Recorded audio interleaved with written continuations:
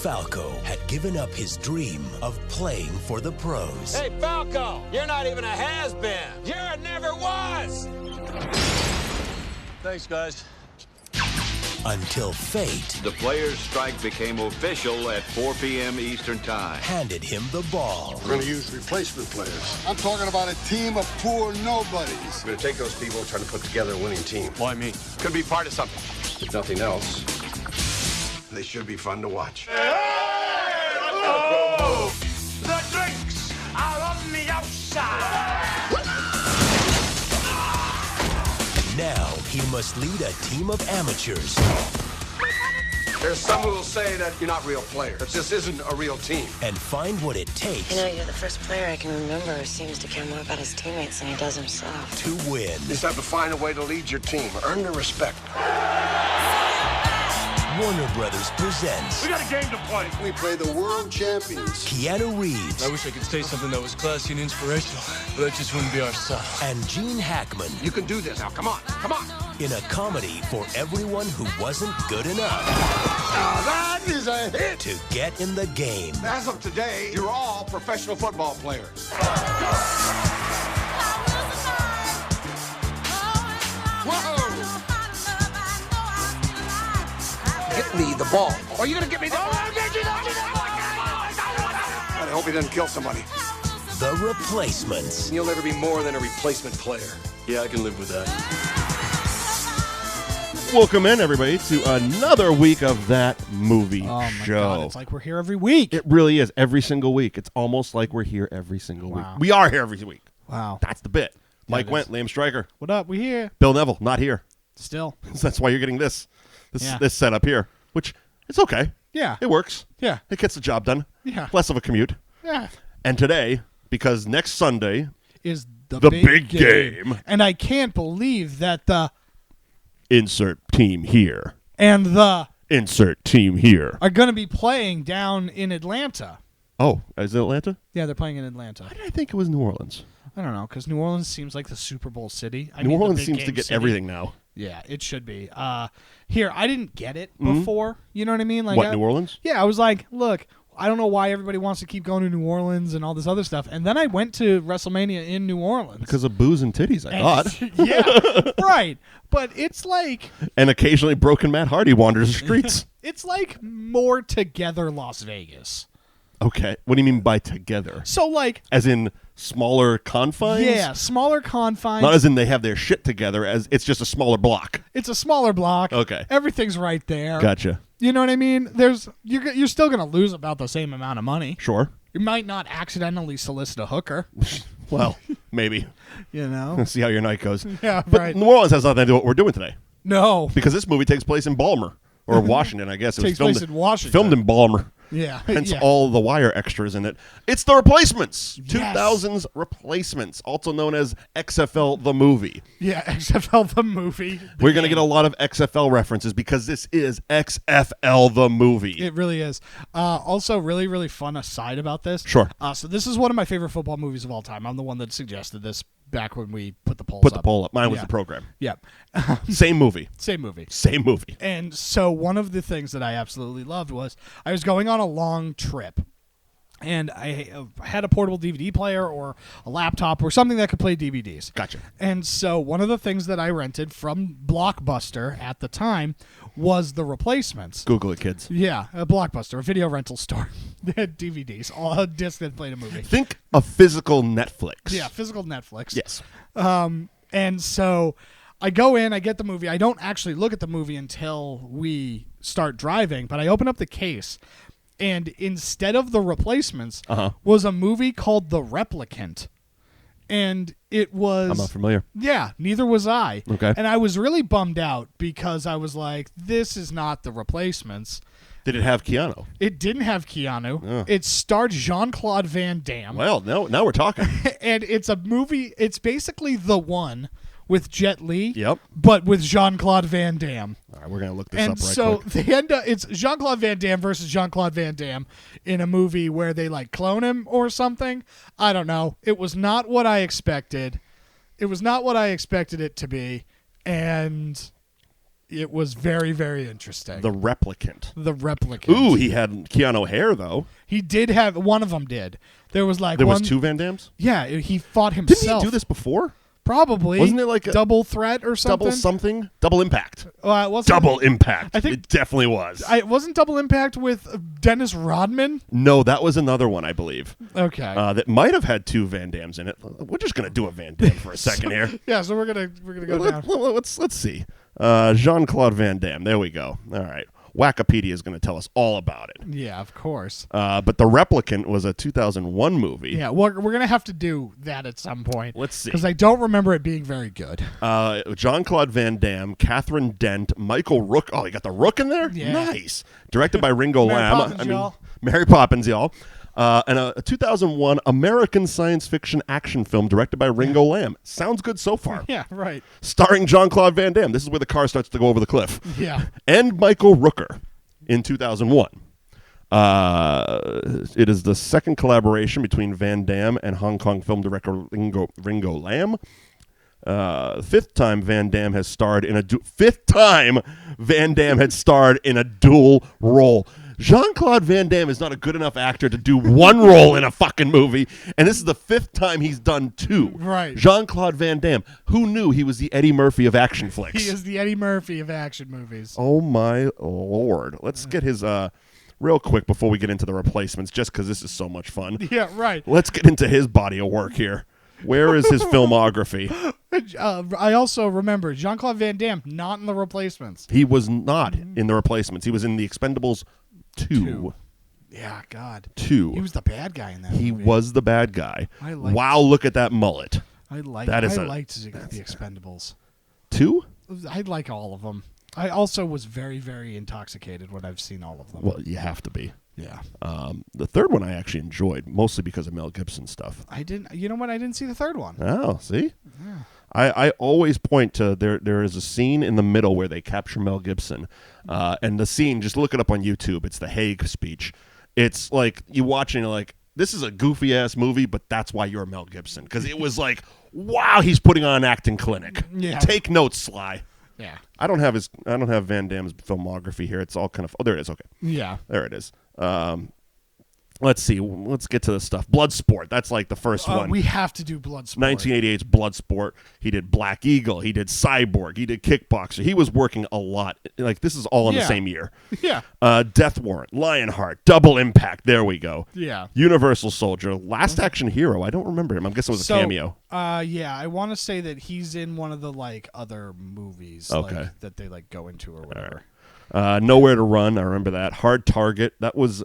Hard Target, I want to say, was John Woo's first American film. Yes. Sorry, John Woo. You wish it was Face Off. No, it was Hard Target. It should have been. Hard Target with mulleted Van Damme. Yeah. Time Cop, Stream Fighter, Sudden Death, The Quest, Max. His movies we could put these and Steven Seagal's movies together and you wouldn't know which one was which. That's so true. Sudden Death, Marked for Death. Oh, man. Street Fighter, Above the Law. Above the Law. Hard Below Target. the Law. Under Siege. In Hell. Oh, In Hell's another one where he gets wrongly convicted of murder. Is that Seagal or No, Van Damme? that's Van Damme. I don't see that one here. So it's like it's later, but okay. He ends up having to fight, I believe, TNA. Oh, yeah. 2003. I believe TNA's Abyss. Oh my God! Really? I believe Joseph Park. Yeah, I believe he fights Joseph Park in that movie because. Well, shockingly, it was a direct-to-DVD release. Yeah, no, this movie's not good. Another one directed by Ringo Lam, though. Yeah. Wow, they loved working together. Yeah, sure. And so then basically, America was not nice to Ringo Lam. No, it wasn't. He did some great Hong Kong movies, though. Yeah, well, Hong Kong movies are awesome, especially when directed by Ringo Lam or John Woo, who then apparently came here and Hollywood's like. Give him Van Damme. Yeah. Let's see if they can make Shinola out of this shit. Yeah, right. Why are we doing Van Damme right now? Yeah, do Van Damme. Let's get into the replacements. So, yeah. Because we could spend the whole... So we're 10 minutes in, we're still on Van Damme. Yeah, The Replicant was a movie that I got once mistakenly for a replacement. That's how we got here. That was it. That side anecdote that wasn't supposed to go anywhere. Fucking ADD. And we decided to do 10 minutes on Van Damme. ADD and Van JCVD, Damme. great. Also, Jean-Claude Van Johnson, even better. It's on Amazon Prime. That is the best movie. Mm-hmm. But it has nothing to do with what we're talking about today. Today we're doing The Replacements. Yeah, with my favorite actor, Keanu Reeves. Pull us back onto the track. Yeah. I love Keanu Reeves. I've heard that. He is my favorite actor. It gets uncomfortable at times, but I've heard that. I love him. I love him. He is simultaneously the best actor and worst actor alive. And like more put together than Nick Cage. It really is one of those moments where I'm like, you want me to leave you alone for a little bit? Maybe. So, The Replacements. Let's do the business so I can just get my OCD out of the way. Released August 11th, year 2000. Had a budget of $50 million. Only made $50.1 million back at the box office. Barely squeaked by breaking even, but it feels like a break-even type of movie. Yeah. It was directed by Howard Deutch. Let's see. It was written by Vince McQueen. McEwen, I'm going with. Stars, of course, the thespian Keanu Reeves, Gene Hackman. Yeah, I don't know how that one happened. Orlando Jones, Jon Favreau, Brooke Langton, sure, and Rhys Ifans, I'm going with. He was a Welsh guy. Yep. And a number of other character actors. Faison Love's in it. It's the film debut of this guy. What the hell is his name? David Denman, who he played the deaf guy in this movie and ended up being Roy on The Office. Pam Beasley's fiance slash Jim's rival type of guy. So this was his film debut. Michael Jace doesn't age well. He's playing a convict and at the moment serving part of his 40-year sentence for killing his wife. Yeah. That's a true story. That's bad. You know him probably best from The Shield. He was a cop in there. Yep. Faison Love, who this was actually where him and Favreau were introduced to each other and then went on to do Maid and Couples Retreat and became buddies that way. Right. Jon Favreau also directed the first Iron Man movie. Yes, he did. And You're Welcome. Oh, yeah. Basically, Jon Favreau created the Marvel Cinematic Universe. Yeah. So you're welcome. Yeah. You're welcome because without Iron Man, and again, if you haven't, the first 3 of my Marvel rewatch series are all now up, right? We will have Iron Man, The Incredible Hulk, and Thor all up on NewAgeInsiders.com. Am I the only one that thinks it's kind of weird that The Incredible Hulk is included? It is technically weird. In the cinematic universe, even though it's not. You know, it's funny because the thing about it, everybody except for Edward Norton is all canon stuff. Right. And like fairly important. And Edward Norton really tried hard to fuck that movie up. Yeah, he did. Really hard. Yeah. Thank God for Mark Ruffalo, though. Yeah, so we got Gene Hackman in this one. That's the biggest shock of that. Legendary actor Gene Hackman. Yes, the French Connection's Gene Hackman. Yeah. He comes in, he adds a level of like legitimacy to this movie. Also plays the coach of this film very, very well. Yep. Probably because he's done it before in movies like Hoosiers. Mm-hmm. This was also the final film of Jack Warden. Yep. Who plays the team's owner. Probably my favorite Jack Warden was where he played dual roles, going back to Jean-Claude Van Damme, in Used Cars. Okay. Kurt Russell, Robert Zemeckis, 1979, Used Cars. We will get there someday. Yeah, all right. It is a fantastic comedy.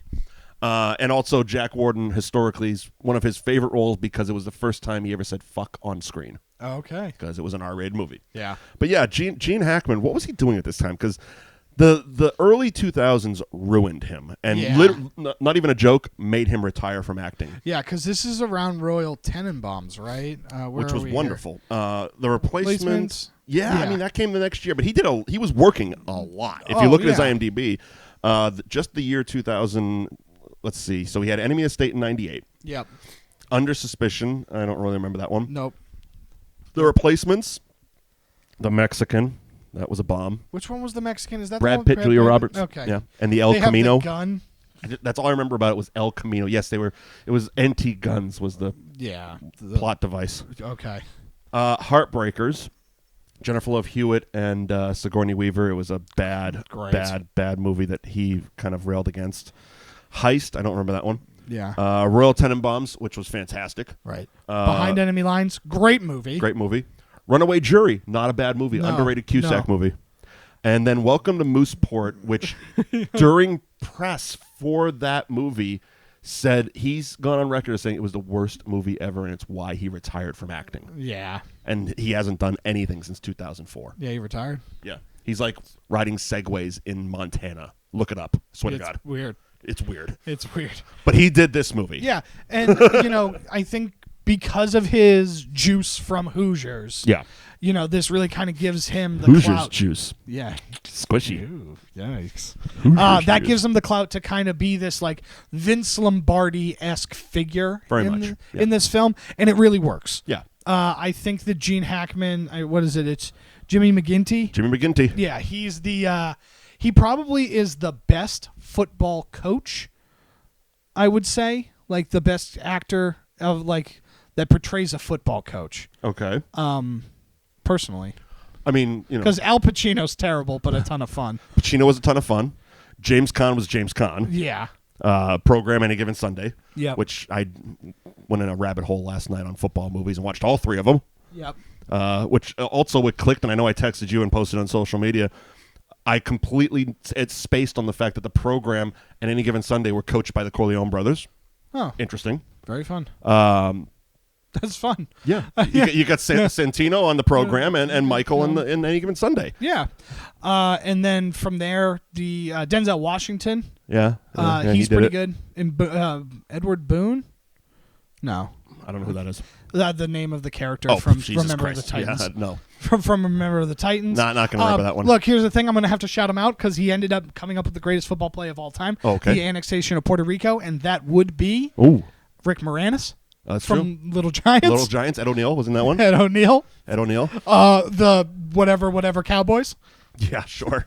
Who else has done football movies? Those are the big ones. Those are the big ones, yeah. Because I can't think of anybody who... I can't remember Varsity Blues. Okay, so I think in my research, if I'm not mistaken, and I'm about to open up his IMDb again, but I believe Gene Hackman was the coach in Brian's Song. Oh, yes. I believe you are correct. Which starred James Caan. Yeah. And, of course, the ultra-smooth Billy D. Williams. What year was that? That had to be 70s, right? It's got to be. Brian's Song, 76? Let's see. 70. We're into 77. No? Guess not. I forgot he was Lex Luthor, too. That's right. Gene Hackman is pretty great. Gene Hackman is phenomenal. It's really sad that we don't get Gene Hackman anymore. Did he not? Because I'm already at Hoosiers and I haven't seen that. No. Maybe he wasn't. Who the fuck was the coach in that? All right, now I got to. Now you're going to look at that. But yeah, so I want to say, so the Replacements to me, the reason why I ended up picking it was because it's a very fun football movie, right? I think you look at, more inspirational football movies like Rudy. Brian's Song. Even The Program. Oh, yeah, Rudy. Yeah, who was the coach in Rudy? It's inconsequential. Favreau was in that, too. That's where he met Vince Vaughn. Yeah, that is. Yeah, and Vince Vaughn's in that. So we can thank Swingers for Rudy. Yeah, right. Wow. Crazy. It's the most fun of all of the movies. Just because, Okay, Jack Warden was the coach. Oh, That's okay. where my research was clicking. So Jack Warden was the coach in Brian's Song, owner in The Replacements. That's right. It was a fun football movie. Yeah. Not Brian's Song, The Replacements. No. Brian's Song wasn't fun. No, it's very sad. Yes, very sad. But The Replacements definitely, because it kind of takes it's the anti Any Given Sunday. Like, Oliver Stone goes in there and stylizes it, and it's just football. Whereas this is just this is what would happen if a bunch of normal Joes got to play in the NFL. I'm not lying. I know I texted a bunch last night to you. It is the XFL. It is. It was funny. We were joking right before we started doing this, but I'm pretty sure that Vince saw this movie. It came out the year before the XFL. And was just like, this sounds like a great idea. Stripper cheerleaders. I love it. We can do something with this. Call Ebersol. XFL. X is for extreme. Where it's not your father's football. Oh, or it is your father's football. It's your creepy uncle's football. Let's be honest. Look, there's going to be more concussions. More concussions, and we're going into the cheerleaders' locker room. I can't wait. NFL cheerleaders don't even have a locker room. Yeah, I can't wait for the XFL to come back. Yeah, but it's not going to be as fun as it used to be because No. they're going to try to keep it serious. It's, it's post every bad thing that could have happened, has happened, the Me Too's and the Time's Ups, and it's not going to be the fun shenanigan-filled XFL that we remember. Right. Well, the interesting part is, like... What are you doing? I was tied up in the cord. You really are. I'm tied up in the cord.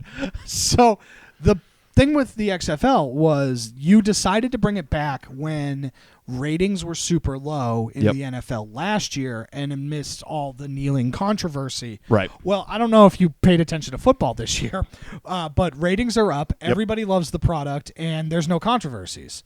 Yeah. You know what I mean? Like, no major controversies in that widespread anymore. And so everything that you were building the XFL on to kind of overtake the NFL isn't a problem anymore. Right.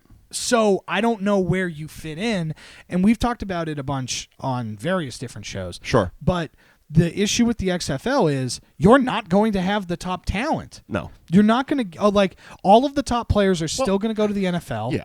I mean, the XFL, even in its original incarnation, there wasn't a need for it. No. There wasn't a point for it. Right. And it was just a bunch of fun. Right. And I mean, you can still, there's actually a YouTube channel that has every one of the games in full form. And there was a time when I was doing overnights, I would occasionally pop on, just like put it on for a few hours because I had time to kill. Because you wanted to see the Orlando Rage versus the Las Vegas Outlaws. I was a big Outlaws fan. Everybody was. I still want that shirt Stone Cold wore at One Night Stand. Yeah. And I looked on eBay and it's like, they just don't have the right sizes. Yeah. And they're like really expensive, like too expensive for me to justify an XFL shirt. Yeah. That's not going to exist next year. Yeah. But yeah, it's going to be fine, I think. My guess is this time around, it's going to be like, what would be a great analogy? I mean, it's going to be like ROH to WWE. Right. Plain and simple. It's probably going to be on those lower tier regional sports networks. Or, I'm guessing you'll find it on like, NBC Sports. Yeah, probably. Which, it's not going to be on NBC, let me put it that way. Yeah, right. I mean, even the original incarnation got booted over the Versus after a while, or TNN, or whatever it was called at the time. Yeah. But we are really going into the XFL, and I feel like we're just wasting time. You know what? Well, because you know what? We'll do an entire XFL show when the XFL comes around. Oh, the thing is but this is the XFL movie, right? This is the XFL movie, and it feels like that. And here's the big question. So we open the movie with the Washington Sentinels, yes, I believe, and there's a big announcement done on a voiceover. I believe John Madden and Pat Summerall are the commentators in this one, and they're saying as of 4 p.m. today, the players are going on strike. Yeah. I know I texted you last night. It seems like only the Washington team went on strike because all the other teams have kick-ass players that beat the shit out of the replacements. Yeah, you're right. There's also there is a moment, unless they just really recruited solely from prisons. Who knows?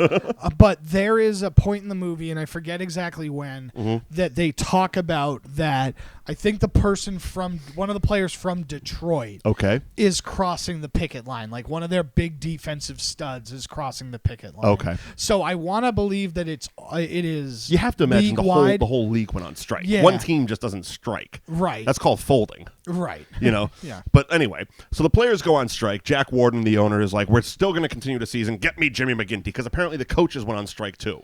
Yeah, it feels like everybody just said, fuck it. Yeah. 4 games left? Yes. Which All is right. weird. It's a weird time to go on strike. Yeah, there's 4 games left. Normally this stuff, the players union stuff is strategy, Yeah. It's based around the off seasons. The league year. Your contract doesn't end in the middle of the year. Yeah. Nobody's does. Yeah, never does. Players are contracted for the year. Right. It's weird. Anyway, for plot's sake, they went on strike with 4 games. Well, left. it's to give a sense of urgency, I think, because they still want to make the playoffs. Right, and so they think that this is going to happen. Right. Like the players are going to come back. Yep. And so it's like, oh, we still want to make the playoffs, but it gives the film stakes. It's also very necessary roughness. That was another one, right? That kind of did this as well. The weird part about it is, just because I'm a little bit of a dork, so Shane Falco, you must be a quarterback with that name. Yeah, of course you are. And we'll get into my Shane Falco. We'll get into my Keanu Reeves quarterback universe later. Don't call him Johnny Utah. We'll get into that later.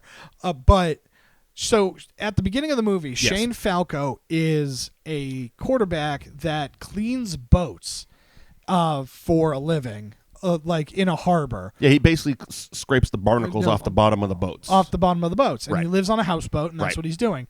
So you are leading me to believe that there are 4 games left in the season. Yes. Right? And so that puts this at the beginning of December. In Baltimore. Washington, right? It was filmed in Baltimore. That water is so cold. Yep. And everybody's just like hanging out in T-shirts.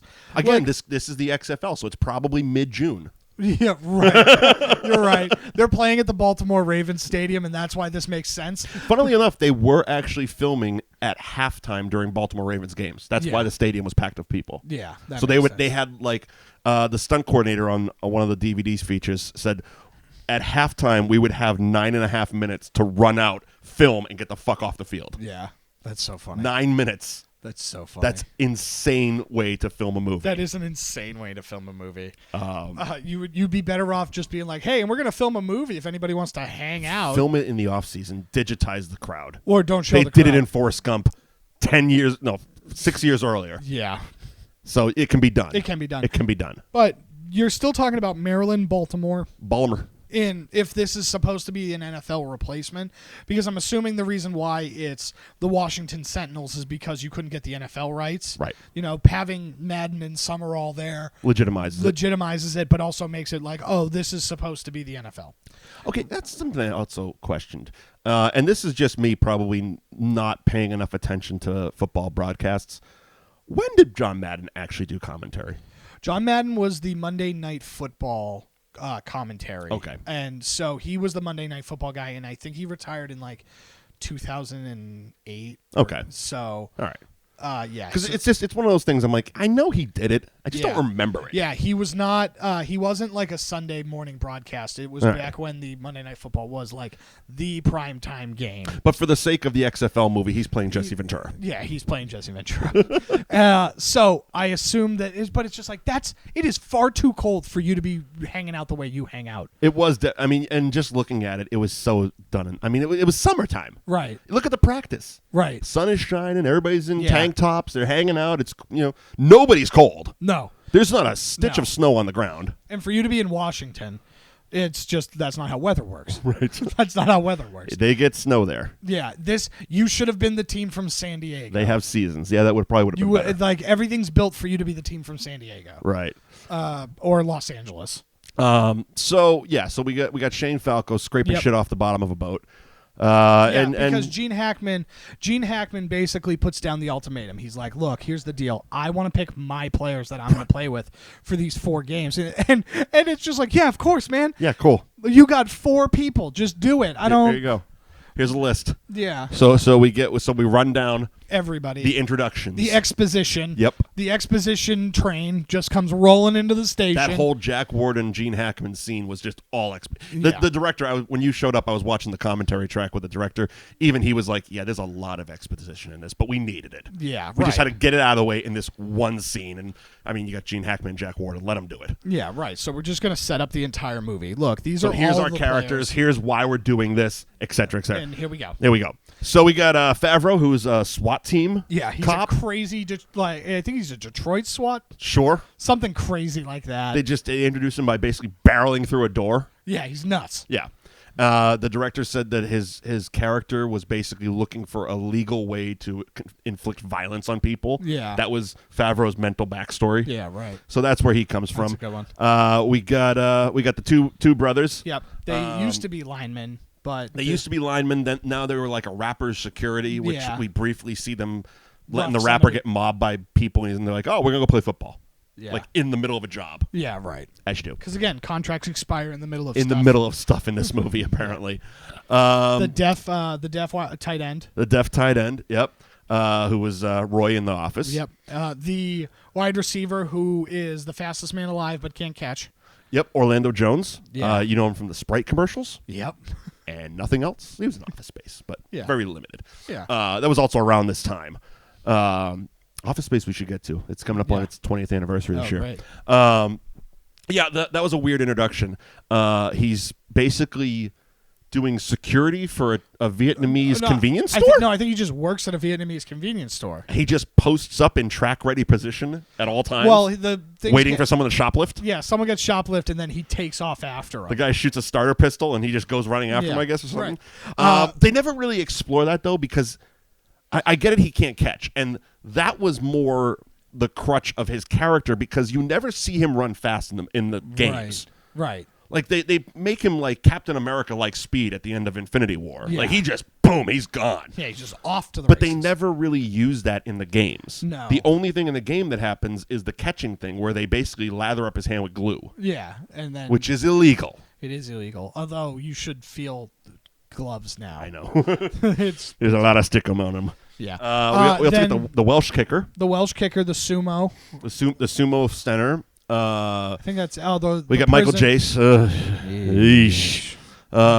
Yeah, he's there. Yep, and so he's the person they got like paroled just for this. Yeah, he's Ricky Vaughn basically. Yeah. He's Wild Thing Rick Vaughn from Major League. There's always one. Yeah, there's always one that they get him an early release somehow Yeah. to play sports. Yeah, it's weird. As you do. Yeah. Some sort of weird work for release. convenience. We got a cop. We need a convict. We need Well, that. We need yeah, that we one need that scene of dynamic. conflict, and then they become friends in the end, and they all come together. He's going back to prison. Give him the ball. That's another thing. A lot of fucking dancing in this movie. Yeah. Okay, that's the thing. If you watch the trailer, Yep. you'll think this is a fucking musical. Maybe. Because the whole trailer is all the dancing scenes to Gloria Gaynor. Yeah, that's I right. Will Survive. Yeah. That's the whole trailer. That's fun. I watched it. I'm like, this is a terrible trailer for what the movie is. Yeah, correct. Terrible. Like they show the whole jail scene. Yes. From start to finish. That's so all fun. the beats. That's very fun.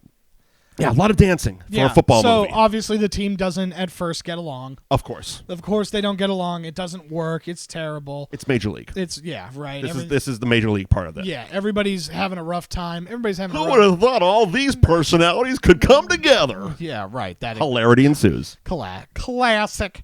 So basically Shane Falco's just getting picked on by all of the real NFL people. And I think it's because he's just the most recognizable. Apparently he's the only one that parks in the player parking lot. Yeah, well, I think that it's because he's the most recognizable, I think is what it ultimately boils down to. Right? All of these people are just like nobodies. They also, okay, so, and I know this was an abandoned plot thing, but all the players, with the exception of Shane, show up on a bus to the stadium. Right. Now, it was alluded by the director that there was a plot that was completely cut. It was never shot. But in the writing, where they live in like an apartment attached to the stadium. Oh, weird. Okay. Which is why the bus drops them all off at the same time and they never leave the stadium. Yeah, and Shane still lives on his boat. Still lives on the boat because Jimmy McGinty has to go and convince Shane. Right. The rest of them are like, yes, I want to play pro football. Shane's like, oh, I don't know, bro. I'm having a good life here with the fish. Yeah, right. Me and my barnacles, even though when I'm down there, I find a trophy of mine and I look at it and say, wow, I used to be a football player. Yeah, sounds about right. That's pretty good. I just wanted to keep going because I was like, wow, I'm actually doing pretty well with this Keanu voice. Yeah. Yeah. So maybe that's the reason. I guess, whatever. Sure. But all it is the build up so that the whole team's already on the field and Shane has his superhero-like entrance with the misting and the hair waving and the Keanu entrance. Oh my God. It was so again, in the director's commentary, even he said, yeah, this is my Tony Scott scene. He's like, Tony Scott can do these scenes because he's Tony Scott. I was afraid about this scene. But it worked. That's good. It works for the movie because the movie's stupid. It's the XFL. It's stupid. It's fun. So the players just roll over his car because the actual players, not his team. Yeah. But the on strike pros. Yeah, he's a scab. They continually dump his truck. Yeah, they're gonna just keep dumping his truck. So I was gonna call AAA.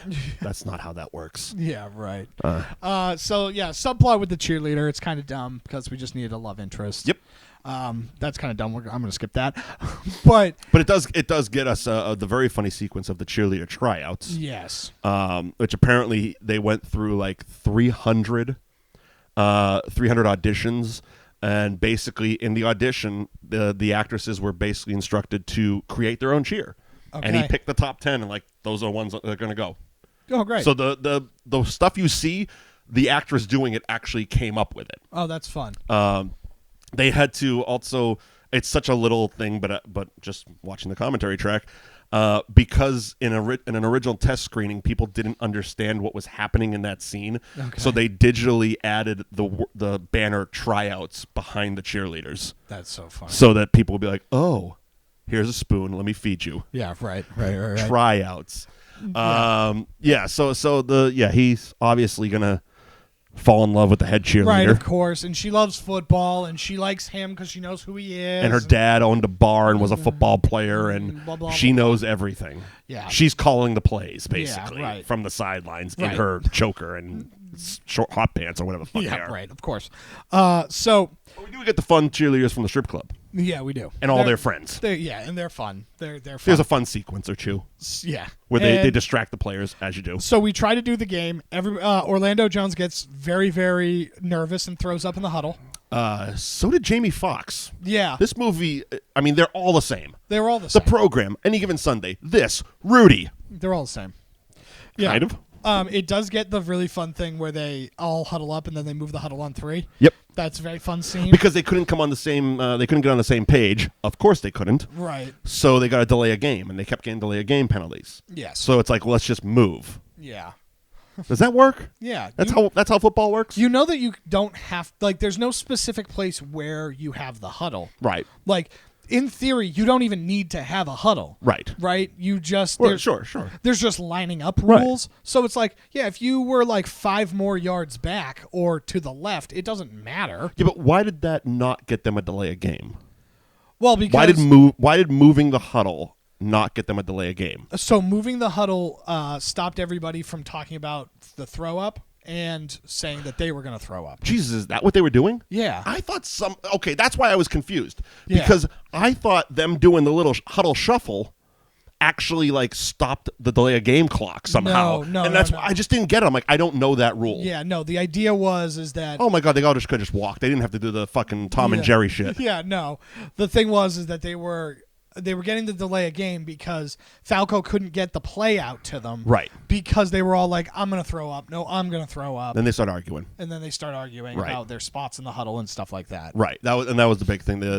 All the 3 fat guys started arguing with each other. The sumo and the two brothers. The 2 brothers. Right. One of them's name was Bear, which I absolutely love. Yeah. Like not Faison Love, which is also an awesome name, but the other guy's name in real life was Bear.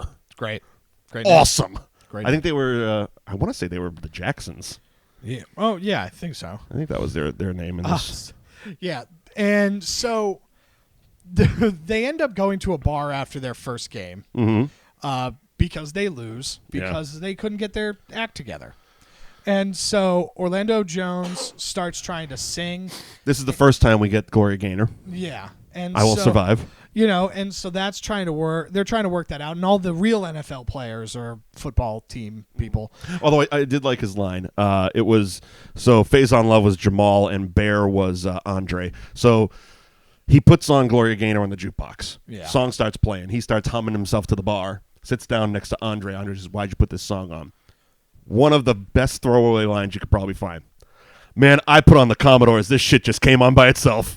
I'm like, that's fucking funny. That is. That's fucking funny. That is good. But yeah, the pros show up. And a bar fight ensues. Of course it does. Because they're trying to beat up the scabs. We get and this is like... We get a great... Favreau was amazing in this scene. Yeah. Drunk off his ass, wearing a sombrero. Yep. Smashing a man's face into multiple glasses on the bar, screaming, "Who's the man?" Yeah. Like... Yeah. Yes. Yeah. Yes, that just works. Jon Favreau, just generally very underrated. He really worked in this, too. And it was thin Favreau. Yeah. It was right around when he was doing the Rocky Marciano thing and Made, and he was in shape, Favreau. Yeah. Well, and just Favreau in general is just very underrated. Of course. I can't think of a bad thing. And now he's banging Aunt May.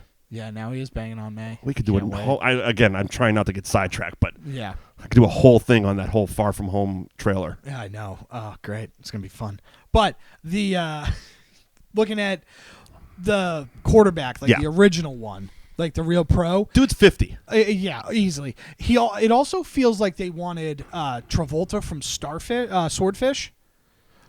It was the era. You know what I mean? That hair and the soul patches and stuff. Yeah. It was just the era. Yeah, he has like a soul patch. He's got light brown hair with like blonde highlights. Yeah, it was the era. Oh God, you look like such a douche. Yeah, it was just the era. Everybody had that thing. And though. not from late '90s to about like 2002. That was a very popular look. Yeah, but not Keanu. No, of course not. Because Keanu's the best. Oh boy. Yeah. Oh boy. We're getting close. Oh boy. We're getting close to the Keanu-verse. So they get arrested. Yeah, they all get arrested. Not the pros. The pros. The replacements get arrested. Yeah, because they just get the because bond. we needed another dance sequence. Right. Well, this is the moment in the movie where they all get on the same page. Because they dance. Right. Mind you, there's no music in jail. Right. There's no music in jail. Which is really weird if you think about that. Yeah. That there's a group of football players now dancing and doing the electric slide. Still intoxicated. Right? Because they didn't get sober from to nothingness. To Orlando Jones just singing. Yeah. So. And somehow they're all keeping rhythm as if there was music. Because Right. we're hearing the music because there's a soundtrack. Yeah. But in the Life context doesn't have one. of jail, Right. who had the stereo? You're right. Was it Gene Hackman with Yeah. the world's first smartphone? Yeah, it had to have been. Had to have been. Right? So, but this is what ultimately galvanizes the unit. Because he shows up. Because, well, and he's like, all right. They're all dancing and they're all getting their stuff together. And so the next day, Falco shows up and, they're going to flip his truck again. And the brothers show up because everybody's friends now. And shoot the shit out of the guy's Porsche. Yeah, just destroy the guy's Porsche.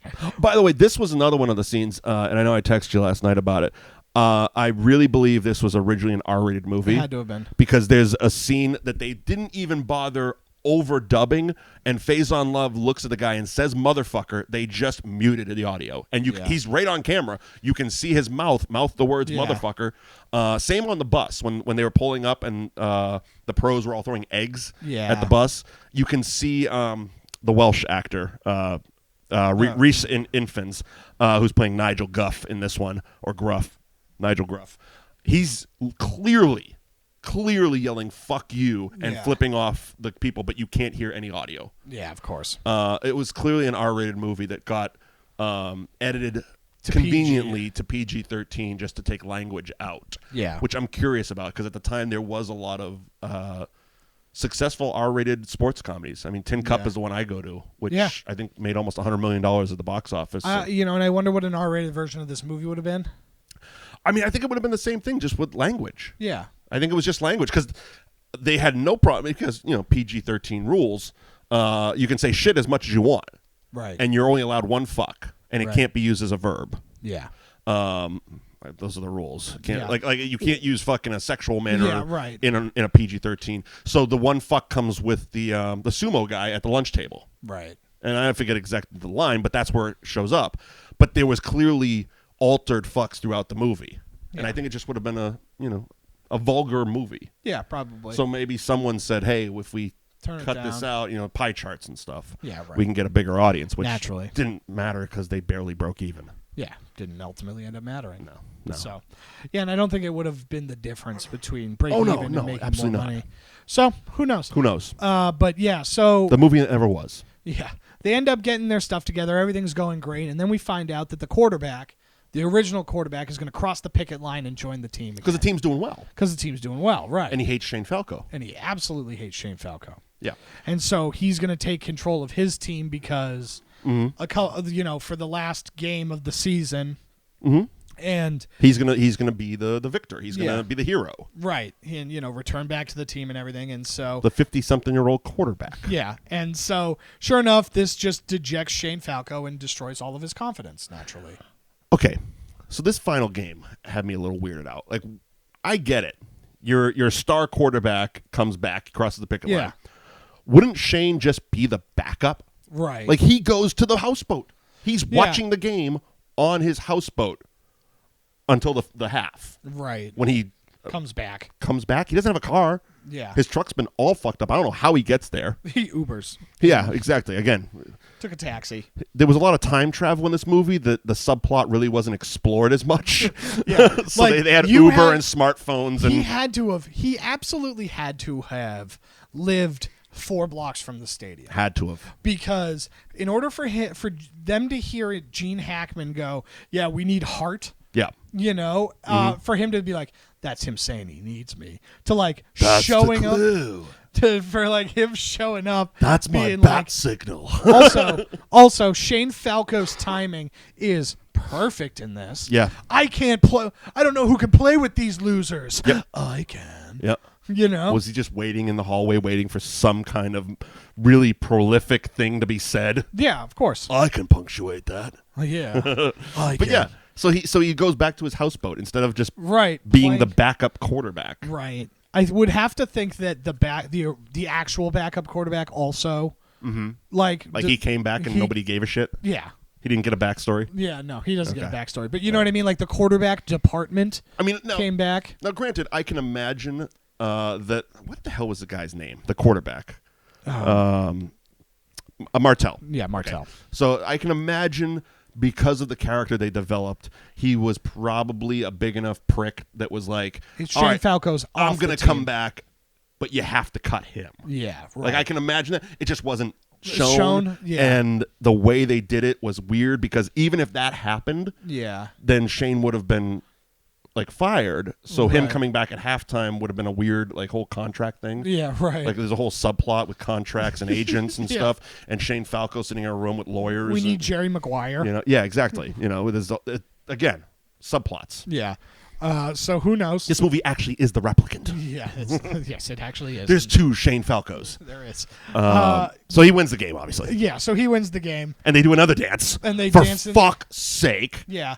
The weird part about that. Apparently, the house PA DJ knows exactly the song they love. Yeah. Because he was in jail with them. Just didn't know. Yeah, he was. He was the guy that actually had the stereo. Yeah, he had the stereo. It's like, guys, don't worry about it. He doubles as a just because most people have like your synchronized dancing. I got you. He's also actually one of the cops that arrested them. Oh, very convenient. And so he was in the jail. So he's a part-time DJ in a stadium. I got you. Okay. Yeah. It's better than working the detail. Everybody loves Gloria Gaynor and the electric slide, apparently. Apparently. And so then it ends and they all stop playing football. Yeah. That's the. It's Major League. Yeah, that's. They go to the playoffs. We never see the playoffs. Well, because that team doesn't go to the playoffs. Right. The pros come back. The pros come back. You have to imagine they lost because karma. Yeah. Right. But who knows? Yeah. There was a proposed sequel. Yep. Never happened. But there was plans for Major League 2, the replacements. But he basically, my imagining is that Shane Falco and the head cheerleader just got together. They get together. She runs the bar. He scrapes shit off of boats. Yeah, and we just go back to the beginning. Yeah, that's it. You know, that's it. And then 6 months from now, when I guess the cheerleaders went on strike too. That just clicked because she built a whole new squad of cheerleaders. What the fuck? Yeah, I know. It doesn't actually make sense. Now, were the refs scabs? I don't know. Were the refs replacements? Was John Madden scabbing? Seriously? I don't know. It seems like the whole league, including the janitors, went on strike. Right. Everybody. Who knows? I don't know. That strike for convenience was convenient. I would like to think that Shane Falco, ends up getting a XFL contract. Yeah. You know what I mean? Because it's like, wow, Shane Falco came and played well. So I'm Detroit and I don't have a quarterback. So I'm the Orlando Rage. Yeah. I want that guy. Yeah, I want that guy because I am the Orlando Rage and I don't have a quarterback. I mean, it's kind of the same plot of Slapshot. Yeah. The ham and egger team that does well in the season gets, the whole team basically gets relocated. Right. In Slapshot, it was actually to Florida. Yeah. I'm putting the whole team together. I got a coaching job and everything. I'm bringing my guys. And it's like, that's not how sports work. Yeah, no. You just can't bring a team. There's already a team. Right. You got hired. Oh. Yeah, right. So stop adding logic to movies, Mike. I know it happens. All right. So we got about 15 minutes left in this. Do it. So, okay. So as some of you may or may not know, the plot of The Replacements revolves around Shane Falco. Yes. A former Ohio State quarterback. Yes, he is. That shit the bed in the Sugar Bowl. Yep. And so that's why he is disgraced and is shaving barnacles off of a boat. Mm-hmm. There is another movie which we will definitely do in this. Maybe a compare and contrast, just because one is perfect and the other one is the remake. I haven't watched it. I won't watch the remake. I won't, because there's no point to it. There's no reason. So, and that is Point Break. Yes. So Point Break. There's no point to the Point Break remake. Yeah, there's no point to the Point Break remake. Wow, that's there you go. Wow. See what we did there? Yeah. Because the original stars Banta. the original stars Keanu Reeves and Patrick Swayze. Your other favorite guy. Oh God, I love Patrick Swayze. And it's Roadhouse. It's in the archives. NewAgeInsiders.com. Because here's the thing. It gets weird. I don't know if you know this, but the Fast and the Furious franchise is based on the original Fast and Furious, which is just the plot of Point Break. Okay, keep going. Oh, did you not know that? No, I didn't know that. Yeah. Oh, have you not seen the original Fast and the Furious? Not in many years. Oh, yeah. It's Point Break. Okay. Handsome undercover cop goes to infiltrate a group of suspected Jesus, it is. like car racers. And it is. Yeah, it's just Point Break. Just without surfing. Without surfing. It's car racing instead of surfing. My God. Yeah. So anyway. How does this play into Ohio State? So in Point Break, Keanu Reeves Johnny Utah plays Johnny Utah, a Ohio State quarterback. In which he blows out his knee during the Rose Bowl, right, and then joins the FBI. Gotcha. Right? Yeah. So this made me believe that I should do some digging. They're the same character, right? That this is alternate versions. Okay. This is one of those like splintering timeline situations. So let me see if I got this so far. Basically, Johnny Utah. Yep. Blows out his knee. Yes. Becomes an FBI agent. Right. Point Gets Break. fired because he lets Bodie go. Right. Starts scraping barnacles off the bottom of boats. Gets called back into the pros. Joins the XFL. Someone kills his dog. Goes on a rampage. Am I with you so far? See, that's fun, but that's not what my theory is. Go on. My theory is that every Keanu Reeves character at some point was an Ohio State quarterback. Okay. Right? And based on... Including Ted Theodore Logan? Including Ted Theodore Logan, okay. Right? Some are more glamorous than others, mm-hmm. right? Obviously, Johnny Utah and Shane Falco, but every movie and fucking plot... great names. Every plot just goes, like, differently on how that bowl game finished. Right? So in the Johnny Utah timeline, he went to the Rose Bowl, blew out his knee to then get to Point Break. In the Replacements timeline, he goes to the Fiesta Bowl and shits the bed to get to there. Right? In the John Wick timeline, he wins the Fiesta Bowl. Okay. Right? But because it wasn't necessarily like, it was Ohio State in the 90s. Sure. Right? He doesn't make it to the NFL and then becomes a murderer. All right. Okay. There's also that timeline for the hardball, and I forget his character's name on that one.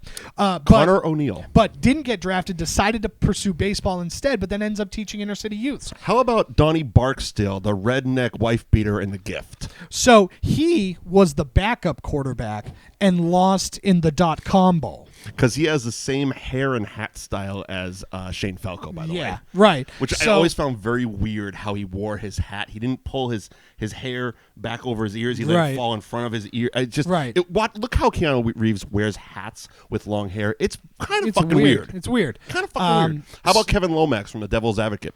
So in the Devil's Advocate, he went... he played very, very well. He was just a solid quarterback. Ended up in the Orange Bowl. Yeah. They won, not by a lot. Ends up not going to the NFL and instead decides to pursue a law degree. What about Johnny Mnemonic from Johnny Mnemonic? Johnny Mnemonic, he actually gets cut from the Ohio State football team. Okay. His sophomore year. And there's nothing more to that. Yeah, no. Okay. I'm stretching. How about Todd from Parenthood?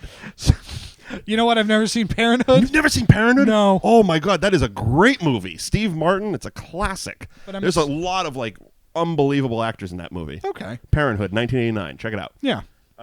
What else can I throw at you? How about Jack Fenton from Babes in Toyland? So he was still in high school in that point and being recruited to play quarterback in Ohio State. Oh, very good. He was in Youngblood? Apparently. Interesting. Yeah. as Heaver. Yeah, of course. Sure. Of course. Sure. Also, Youngblood, very underrated hockey right movie. before Babes in Toyland, it was a lot of like TV and like ancillary shit. We're getting into the earlier 80s where he just was doing TV movies. Yeah. But also in the early 80s, TV movies were very prevalent. They were very big. The Lifetime movie of the week. Yeah, right, of course. So is that your whole deal?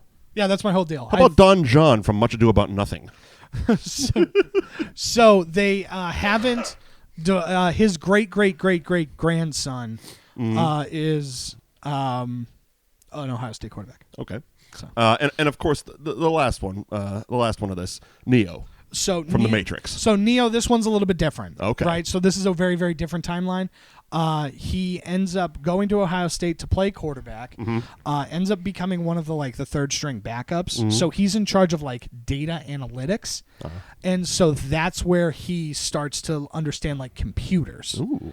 And so he ends up getting a desk job. The internets. Yeah, he ends up getting a desk job after like learning about college, internet in college, and then ultimately learns kung fu. I'm assuming that Jack Traven from Speed is just Johnny Utah in disguise before he became Johnny Utah. Yeah, they have. He had to work his way up to the FBI, so starting as an LA cop. Yeah, so he ends up. Even though it came out 5 years later. Yeah, he ends up winning the bowl game, but again, not being in the. He's not like a quarterback that's going to go to the NFL. Sure. So he's going to go to the XFL. Yeah, he's going to go to the XFL. So at the end of this Ohio State quarterback that Keanu Reeves has always played always ends up in the XFL. Right, of course. I love how the XFL movie has become the XFL movie, also known as 2000's The Replacements. I love it. We haven't decided what we're going to do next week. No, we haven't. We haven't. So let's see. Off the top of my head, what came out? What's celebrating anniversaries? Do you have anything off the top of your head? For anniversaries? No, just movies in general. Oh, okay. Well, we have the 3 other movies that are in the glorious DVD pack that I have that consists of Pixels 2, Joe Dirt 2, Pixels 1, Grown Ups 2. Okay. Pixels and Joe Dirt 2. Joe Dirt 2. So we could always do any of those. We always could, but won't. I guess the question I would have is do we want to do a good movie or a bad movie? I'd like to kind of stay with a better movie. Well, that's not an answer. Kind of? That's not an answer. Kind of. So let's see. I'm looking up movies that were released in 1999. Ooh, Drop Dead Gorgeous is a great one. 1999? Yeah, 20th anniversary. Oh, okay. Yeah, sure. It is 2019, am I right? Yeah, I gotcha. All right. I mean, we could also just do The Godfather. We could. That might be a long pod, though. Yeah. That we might have to extend that one to a couple hours. Yeah, that's true. Okay, so The Godfather. We could also do another one of my favorite ones that is not as long, which is Casino. Casino, yeah, that's a good one too. When the hell was Casino released? Eyes Wide Shut keeps coming up, and American Pie. Those are both 1999 releases. Yeah. So we could do that. The Godfather, Casino is a good one. Actually, let's save Casino because in March I want to do Vegas movies because I'm going to Vegas in March. Okay. So we're gonna do. I'd like to do the Casino, Fear and Loathing in Las Vegas, and The Hangover. Oh, okay. In 1 month. That movie that is far better than Planes, Trains, and Automobiles? Says you. Says me. Says you. Says you. Says me's. Says you. This is also probably the best thing to do during Fight Club. Fight Club. You want to do Fight Club? Let's do Fight Club. All right, come up next week, Fight Club. Fight Club. I'm glad it took us that long to get here. That's literally how we decide these things. Yeah. You just got to experience it live, unedited, because we don't do that. Let's try and get Meatloaf on the show. Yeah. Bob? Yeah. Bob? Let's see if his name was Robert Paulson. Yeah, let's see if we can Meatloaf, because Brad Pitt won't come on. Yeah, no. He's got that, court injunction and against me. And there's no chance that Edward Norton. Not after the Hulk comments. No, not after the Hulk comments. But I guess, you can check out Liam's Hulk review over at newageinsiders.com. As you've done 3 now? I've done 3. So it's the first 3 in the Avengers movie series. It's Iron Man, The Incredible Hulk, and Thor. Okay. So far, 2 out of 3 aren't bad. Yeah. Yes. Yeah. Actually, no. I will have done 4 at this one. And Iron Man 2 as well. 2. Iron Man 2. Where the wheels start to shake on the car. Yeah. Like, are we really going to do this? Yeah. But we get Don Cheadle, so that's always fun. We get Don Cheadle, and I do think Mickey Rourke is pretty good in this. You know who I liked in this? Sam Rockwell. Sam Rockwell. He's never bad. No, Sam Rockwell's great in everything. Yes, because he's Sam Rockwell. Yeah. All right, so next week we got Fight Club. You have the Marvel re-reviews. Yes, the Marvel re-reviews. On NewAgeInsiders.com. You can follow this podcast on all podcasting apps under New Age Insiders. Hit the subscribe favorite or whatever it is just to follow it, and you get them every single Monday. NewAgeInsiders.com also has all our audio and video archives. What else? Social media, at Mike Wendt, at Liam NAI, hashtag that movie show. And as you saw, that's how we pick movies on what to do. So if you have an idea for a movie, just tell us. Tweet us. That's the easiest way. That's how we got Gladiator. That's how we got Gladiator. A friend of mine was just like, kept saying, keep doing Gladiator. We've had requests for Fourth Fair Lane. I know. Just saying.